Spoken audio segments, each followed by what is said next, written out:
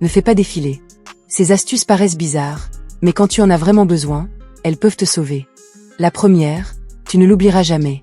La serrure des toilettes est cassée et tu dois fermer la porte. Prends une simple fourchette.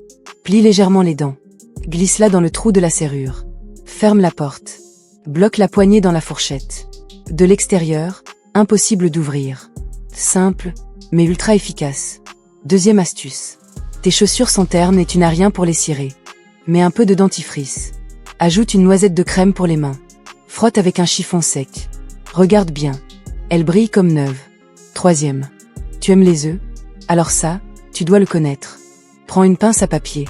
Passe-la dans une rainure métallique. Tu obtiens une pince résistante à la chaleur. Parfait pour tenir quelque chose de chaud sans te brûler. Quatrième astuce. Les toilettes sont bouchées et tu paniques. Pas besoin d'appeler quelqu'un. Prends la brosse des toilettes. Mets un sac plastique autour. Ferme bien.